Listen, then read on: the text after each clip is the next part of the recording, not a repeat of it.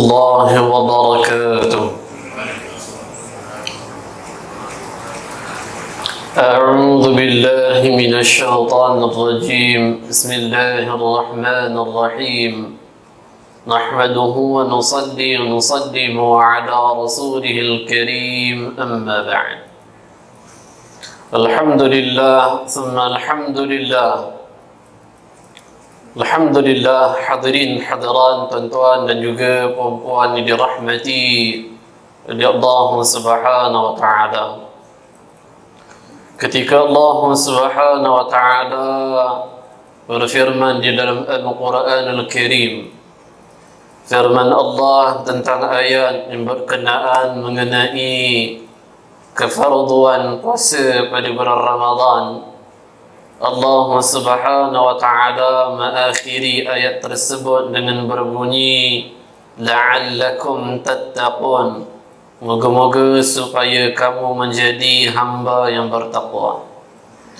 Al-Imam Al-Hafidh Ibn Asakir rahimahullah meriwayatkan di dalam karya ataupun di dalam karangan kitabnya Tarikh Dimashq, diriwayatkan bahwasanya Sayyidina Ali bin Abi Talib karamallahu wajhahu radhiyallahu ta'ala anhu, ketika Sayyidina Ali radhiyallahu ta'ala anhu menjadi Khalifatul Rabi', ketika ia menjadi khalifah yang keempat, pernah suatu ketika Sayyidina Ali bersama dengan jamaah menterinya ataupun Sayyidina Ali bersama dengan jamaah kabinetnya melakukan musafir ataupun melakukan perjalanan ke Syam. Bila sesampainya mereka di Syam, maka mereka telah lalu berdekatan dengan kubur. Ketika Sayyidina Ali yang mengetuai rombongan jamaah ini, ketika berjalan berdekatan dengan kubur, kemudian Sayyidina Ali berhentikan perjalanannya. Kemudian Sayyidina Ali melihat ke arah kubur, kemudian Sayyidina Ali kata, "Ya ahlul kubur, wahai penghuni-penghuni kubur, sesungguhnya kehidupan kamu adalah kehidupan yang begitu mengerikan. Ya ahlul kubur, wahai penghuni-penghuni kubur, sungguhnya kehidupan kamu adalah kehidupan yang menakutkan. Ya ahlul kubur, wahai penghuni-penghuni kubur, sesungguhnya kehidupan kamu adalah kehidupan yang begitu sempit dalamnya dan begitu gelap dalamnya. Ya ahlul kubur, wahai penghuni-penghuni kubur, sesungguhnya rumah-rumah kamu di dunia telah pun didiami oleh orang lain. Sesungguhnya harta-harta kamu telah pun diagih-agihkan. Sesungguhnya isteri-isteri kamu telah pun menjadi milik bagi lelaki lain. Ya ahlul kubur, wahai penghuni-penghuni kubur, ini adalah perkhabaran kami kepada kamu. Apa pula perkhabaran kamu kepada kami?" Kemudian Sayyidina Ali radhiyallahu ta'ala anhu melihat kepada jemaah menterinya dan dia katakan, "Sekiranya Allah izinkan ahli kubur untuk berbicara dengan kita, nescaya pesan mereka pada kita satu je. Nescaya pesan mereka pada kita adalah watazawwadu fa inna khairaz zadi taqwa." Nescaya pesan mereka pada kita adalah sebaik-baiknya bekal adalah ketakwaan kepada Allah. Jadi tidaklah seorang itu menyempurnakan puasa Ramadannya, tidaklah seorang itu memelihara puasa Ramadannya, maka dia akan mendapati amalan puasa itu adalah sebaik-baik bekal yang dia akan bawa bagi kehidupan setelah kematian. Seterusnya, hadis berkaitan mengenai fadilah kelebihan berpuasa pada bulan Ramadan. Hadis yang diriwayatkan oleh Imam Al-Bukhari, hadis ini juga diriwayatkan oleh Imam Muslim. Masing-masing mereka meriwayatkan di dalam kitab sahih mereka. Nabi sallallahu alaihi wasallam Allah Subhanahu wa taala berfirman, melainkan amalan puasa. Amalan puasa hamba-hambaku untukku, maka akulah yang akan memberikan ganjaran pahala puasa hamba-hambaku, kerana mereka telah meninggalkan syahwat makan minum demiku. Apa maksud hadis ini pada firman Allah Ta'ala? Allah Ta'ala berfirman, melainkan amalan puasa. Puasa hamba-hambaku untukku, maka aku yang memberikan ganjaran pahala puasa bagi mereka kerana mereka telah meninggalkan syahwat makan minum demiku. Maksud hadis ini, setiap amalan salih, setiap amalan kebaikan, setiap ibadah yang dilakukan boleh diketahui kadar bilangan jumlah berapa banyak. Berapa banyak?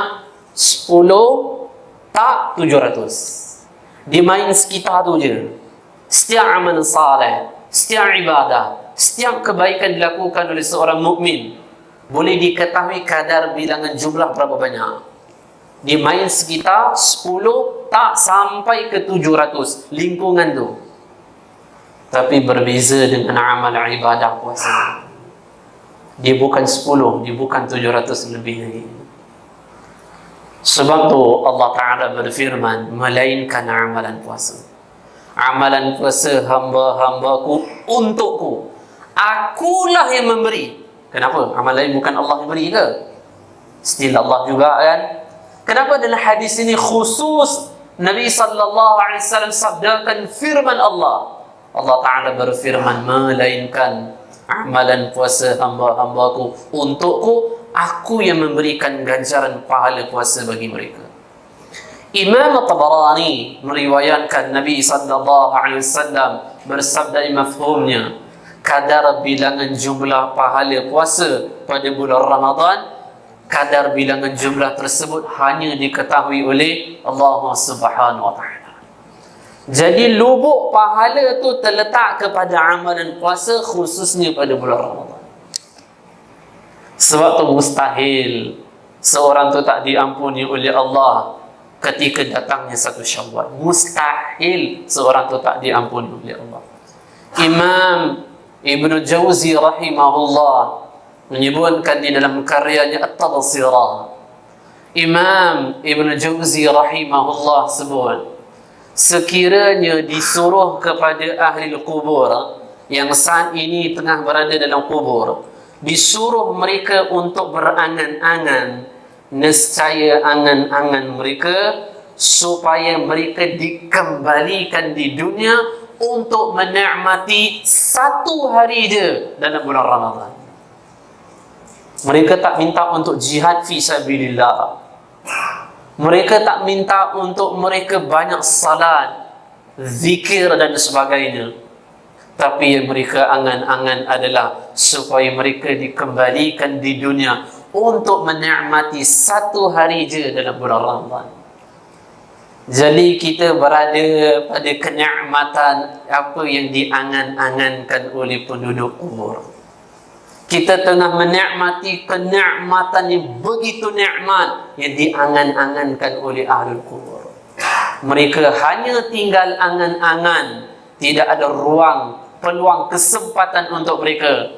Tapi alhamdulillah, pada tahun ini, kali ini Allah masih berikan ruang, peluang kepada kita, maka manfaatkan kenikmatan yang penuh nikmat pada bulan Ramadan dengan disibukkan dengan amal-amal diridai oleh Allah Subhanahu wa taala. Seterusnya, sambungan hadis ni, Nabi sallallahu alaihi wasallam bersabda, hadis yang sama tadi, muqaddimah yang saya bacakan tadi. Nabi sallallahu alaihi wasallam bersabda, bagi orang yang berpuasa itu ada dua jenis kegembiraan. Pertama, fi iftar, ketika saat berbuka puasa. Di sini ada tiga jenis kegembiraan. Pertama, Nabi sallallahu alaihi wasallam bersabda, orang yang berpuasa kegembiraannya ketika saat berbuka puasa kerana ini lumrah. Satu orang menahan makan, minum daripada lepas subuh sampai maghrib. Bila dah dibolehkan makan ketika dengar laungan azan maghrib, rasa seronok, itu lumrah. Rasa gembira, biasa. Kita ketika bulan Ramadan, azan maghrib paling itu suka. Luar daripada Ramadan, dengar je azan maghrib. Bilal tak lupa pun, time yang sama kat dia azan. Tapi bila datang bulan Ramadan, azan maghrib adalah azan dia ditunggu-tunggu. Jadi Allah sampaikan dalam hati orang yang berpuasa ada perasaan seronok, gembira ketika iftar. Itu lumrah. Yang tak gembira tu geng plastik hitam ya. Geng plastik hitam tu kita tengok ni biasa je. Macam tak ada feel, macam tak ada apa gini. Macam tak ada makna je begini. Macam tak ada apa je iftar. Tapi bagi kita ada artinya. Sehingga kita menikmati iftar dengan hati yang begitu gembira. Yang kedua, maksud hadis ini, gembiranya orang berpuasa ketika iftar adalah disebabkan kerana Allah telah bantu dia atau Allah telah berikan kekuatan pada dia untuk dia menyempurnakan puasa pada hari tersebut. Walaupun di siang tadi hampir-hampir dia nak buka puasa dah. Petang tadi hampir-hampir dia nak buka dah, tudung botol nak minum. Tapi alhamdulillah dia puasa sampai azan maghrib. Jadi dia gembira kerana Allah telah bantu dia, Allah beri kekuatan pada dia untuk dia menyempurnakan puasa pada hari tersebut. Ataupun situasi orang tua lah kita kata. 60 tahun dua orang yang sama. Sama-sama usia 60 tahun. Seorang puasa, seorang dah ada macam-macam penyakit, dah tak boleh puasa. Ataupun 70 tahun. 70 tahun nak seorang ni puasa, hak ni seorang tak puasa. Sama-sama umur. Jadi orang tua yang puasa tadi, usia 70 tahun, ketika iftar dia rasa gembira kerana syukurnya dia pada Allah, kerana Allah telah bantu dia, Allah beri kekuatan pada dia untuk dia menyempurnakan puasa pada hari tersebut. Yang ketiga, orang yang berpuasa ada perasaan gembira ketika iftar disebabkan kerana waktu iftar itu adalah waktu mustajab doa. Sehingga dia akan ambil kesempatan ketika waktu tersebut untuk banyak mengadu sesuatu yang dialami pada Allah Subhanahu Wa Taala, dan mobil khusus kita doakan pada ketika waktu tersebut untuk saudara muslim kita di Palestin. Seterusnya, Nabi sallallahu alaihi wasallam bersabda, bagi orang berpuasa itu ada dua jenis kegembiraan. Pertama ketika iftar, yang kedua wa farahatan 'inda liqa'i rabbi, kegembiraan ketika saat pertemuannya dengan Allah. Apa maksud hadis ni? Maksudnya adalah tidaklah seseorang menyempurnakan puasa Ramadannya. Tidaklah seseorang memelihara puasa Ramadannya, melainkan amalan puasa pada bulan Ramadan mencegah dia mati su'ul khatimah. Tidaklah seorang menyempurnakan puasa 29 hari atau 30 hari dan dia telah memelihara puasa supaya puasa tadi diterima oleh Allah, tak ada mengumpatnya, tak ada maksiat matanya, dia memelihara puasanya, dan dia akan mendapati ketika hari kematiannya adalah sangat indah, iaitu husnul khatimah. Sebab tu dalam hadis riwayat Bukhari Muslim, saya hafal, tuan-tuan pun hafal, tuan-tuan puan-puan semua kita hafal hadis ni. Nabi sallallahu alaihi wasallam bersabda, "Man shama Ramadan imanan wa ihtisaban, ghufira lahu ma taqaddama min dhanbi." Kan hadis tersebut apa? Imanan wa ihtisaban. Apa maksud wa ihtisaban? Mengharap ganjaran di sisi Allah Subhanahu Wa Taala. Jadi puasa Ramadan adalah puasa yang kita mengharap pada Allah supaya datangnya kematian dalam keadaan husnul khatimah. Jadi insya-Allah orang yang puasa baik-baik pada bulan Ramadan, pelihara puasa Ramadannya, nescaya kita akan nampak dia mati dalam keadaan husnul khatimah. Moga-moga macam itulah kita semua. Allah maj'alna minhum. Amin ya rabbal alamin. Al-Imam Al-Hafidh Abu Na'im Al-Asbahani rahimahullah menyebutkan dalam karyanya Hilyatul Awliya, ia menyebutkan riwayat yang disebutkan oleh Al-Imam Sayyidina Dawud At-Ta'i rahimahullah. Kata Imam Sayyidina Dawud At-Ta'i rahimahullah, barang siapa menjadikan sepanjang hidupnya macam bulan Ramadan, maksudnya sentiasa mengekang nafsu, menundukkan nafsu, nescaya dia akan mendapati ketika hari kematiannya dalam keadaan gembira lebih lagi daripada kegembiraan seorang meraihkan Idul Fitri. Ada seorang ulama syair, ada seorang ulama Mesir menyebutkan dalam syairnya, kamu lahir dalam keadaan kamu menangis, di sekeliling kamu dalam keadaan tersenyum kerana menyambut kelahiran.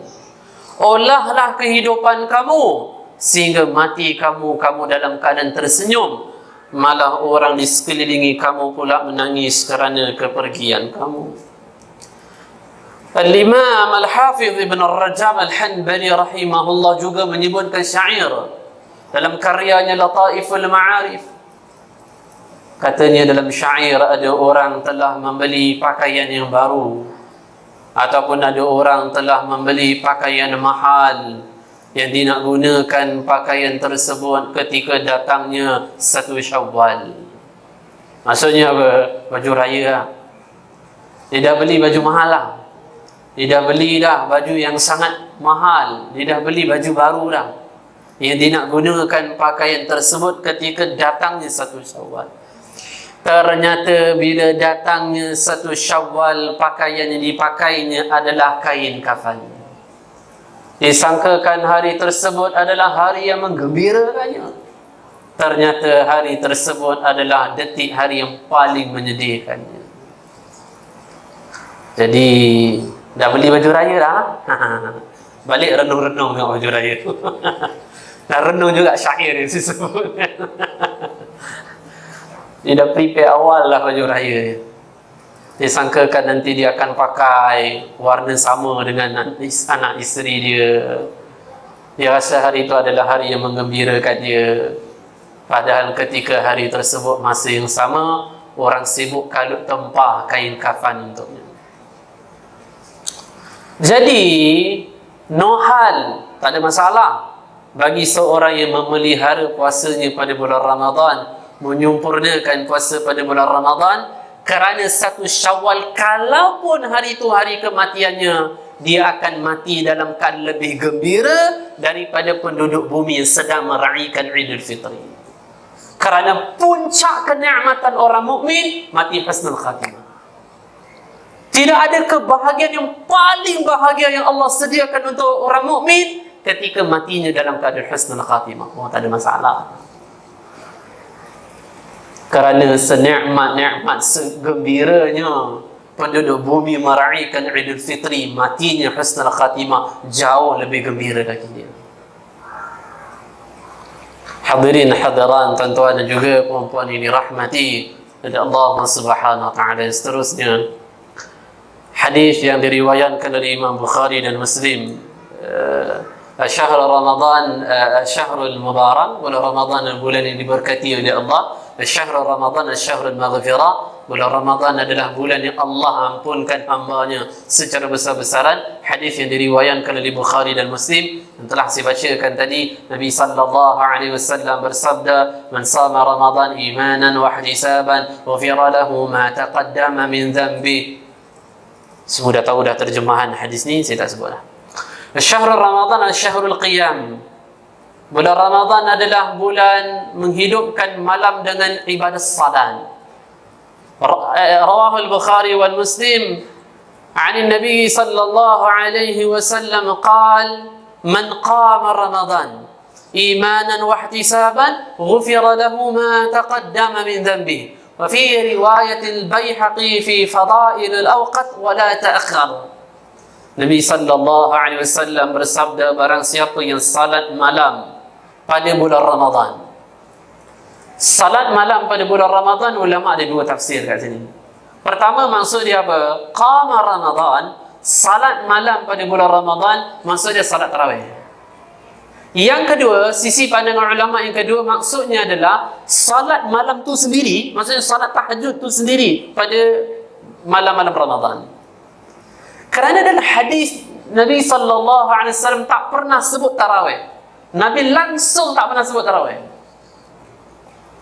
Mana Nabi pernah sebut tarawih? Sahabat pun tak pernah sebut tarawih. Mana dalam hadis riwayat ada Nabi sebut sahabat sebut tarawih? Cumanya sebut siapa? Tabi'in. Tabi'in ada sebut. Anak murid para sahabat ada sebut. Antara awal yang menyebutnya adalah Al-Hasan Al-Basri rahimahullah atau yang lainnya. Sebab itu fadilah, kelebihan yang membicarakan tentang kelebihan salat tarawih, lafaz teks Arab kita tak akan jumpa tarawih. Kita akan jumpa apa? Man qama Ramadan. Qama Ramadan. Hadis itulah yang membicarakan tentang kelebihan salat tarawih. Jadi Nabi SAW bersabda, barang siapa yang salat malam pada bulan Ramadan, termasuknya salat tarawih, penuh keimanan mengharap ganjaran pahala di sisi Allah, seluruh dosa lampau akan diampuni oleh Allah. Imam Baihaqi bawa mari hadis tambahan, meskipun dosa yang akan datang pun akan diampuni oleh Allah Subhanahu wa taala. Syahrul Ramadan dan syahrul sadaqah.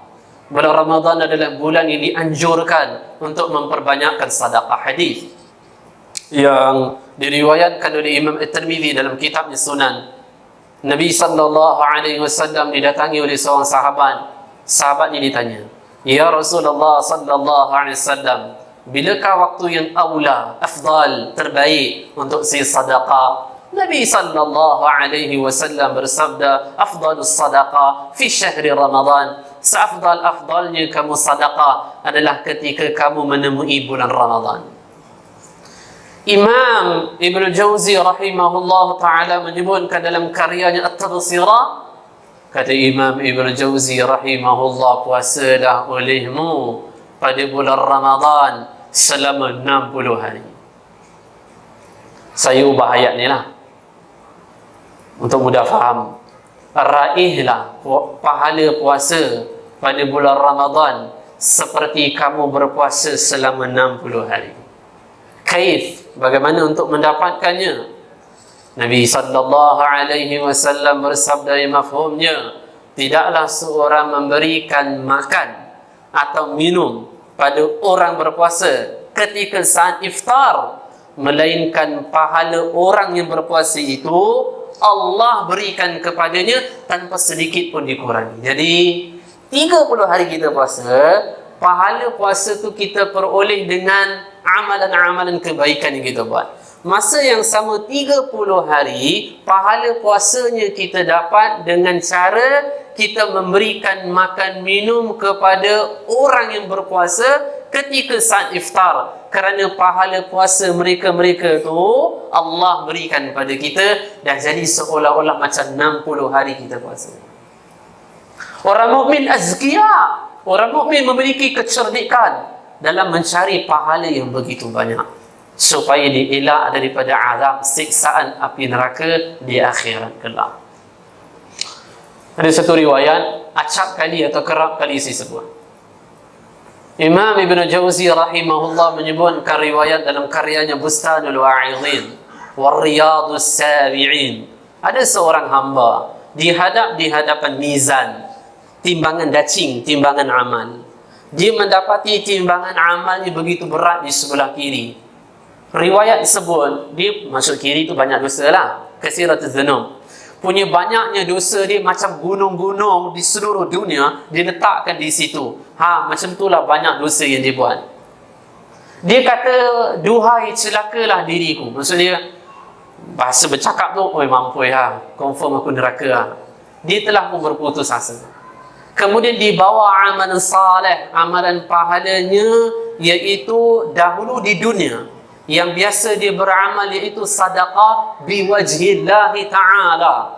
Dia ada satu kebiasaan amal baik yang dia suka buat, sedekah untuk meraih keridhaan Allah. Just amalan ni je. Tak ada haji, tak ada umrah, tak ada salat, tak ada zikir, tak ada jihadun fi sabilillah. Hanya sedekah je. Diletak pada timbangan amal di sebelah kanan, ternyata jauh lebih berat daripada seluruh dosa-dosa. Tuan-tuan, riwayat ini dua faedah boleh kita ambil. Pertama, sekarang kita tak tahu timbangan amal kita tengah berat di sebelah mana sekarang. Sudah pasti bagi kita yang tidak mengetahuinya akan usaha untuk memberatkan di sebelah kanan, di antaranya adalah amalan sedekah.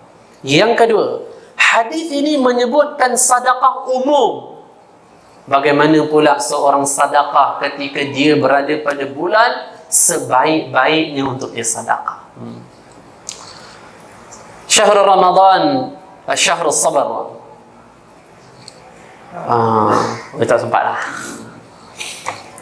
Tak sempat lah. Okey lah. Sebab saya nak sebut ni lebih panjang nanti. Saya ambil poin lain lah. Hikmah-hikmah Allah jadikan puasa hukum wajib. Dan Allah lama kan, selama 30 hari atau 29 hari. Kenapa Allah terikatkan hukum dia wajib. Dan Allah lamakannya 30 hari atau 29 hari. Ada beberapa alasan. Antaranya dua. Ibn Rajab Al-Hanbali rahimahullah sebut dalam Lataiful Ma'arif ada dua. Pertama, Allah sayang pada orang kaya. Dan Allah nak jadikan orang kaya ni adalah abdan syakura, hamba yang banyak bersyukur pada Allah. Dan Allah nak orang-orang kaya ni ada member mereka daripada kalangan orang miskin. Jangan asyik kawan yang wildfire kan, Porsche ya, jangan. Maka Allah sayang pada orang kaya ni, Allah tak nak azab mereka. Allah terikatkan hukumnya wajib puasa selama 30 hari supaya orang kaya tu tahu macam mana berlaparnya orang miskin. Kita tak boleh makan lepas subuh sampai maghrib dan mengelumpur lah. Macam orang miskin yang berhari-hari mereka tak makan. Jadi memotivasikan orang-orang kaya ini, menjadikan qalbu hati mereka banyak bersyukur kepada Allah dan mendekati golongan fuqara wal masakin. Hadis berkaitan Nabi cukup sayang, dekat, lepak bersama orang miskin telah disebutkan pada edisi kuliah maghrib sebelumnya. Yang kedua, di antara hikmah Allah jadikan puasa Ramadan wajib dan selama sebulan supaya kita ni ahlul ma'asi, orang yang banyak buat dosa tu banyak fikir. Kita tak boleh makan lepas subuh sampai maghrib. Dah boleh makan lepas tu. Macam mana sekiranya dosa yang kita lakukan tak diampuni oleh Allah. Dan di akhirat Allah Ta'ala masukkan kita dalam neraka ratusan ribuan tahun tanpa makan, tanpa minum. Maka Allah terikatkan hukum puasa ini adalah Ramadan, hukum ini wajib. Ahlun nar, ahli neraka ada makan, bukan tak ada makan. Di antara makanan mereka disebutkan dalam surah Ad-Dukhan, makanan mereka adalah iaitu inna syajarata zaqqum, pohon buah zaqqum yang ahli neraka makan hancur perut mereka. Ahli neraka apa minuman mereka? Air-air nanah daripada kalangan penduduk mereka. Antaranya adalah air yang akan mengalirkan di kemaluan faraj perempuan-perempuan yang zina.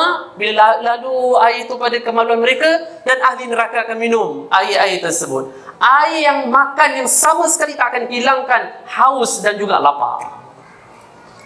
Jadi Allah nak orang yang maksiat tu renung betul-betul. Mereka akan lapar nanti di akhirat dan neraka sekiranya mereka masih melakukan maksiat dan tak bertaubat kepada Allah. Hadirin hadirat, tuan-tuan puan-puan, saya kira sampai situ sahaja. Wallahu ta'ala a'lam bis-shawab wa ilaihil ma'ab. Moga-moga puasa Ramadan kita pada kali ini diterima oleh Allah, dan moga-moga Allah Ta'ala anugerahkan atau rezekikan kita dengan pahala Lailatul Qadar, dan moga-moga Allah berikan keamanan, kesejahteraan, kemenangan, ketenangan bagi rakyat Palestin. Amin ya rabbal alamin. Wallahu ta'ala a'lam bis-shawab wa ilaihil ma'ab. Geng kuliah yang biasa maghrib, kita jumpa lepas raya nanti insya-Allah. Wallahu ta'ala a'lam bis-shawab wa ilaihil ma'ab. Assalamualaikum warahmatullahi wabarakatuh.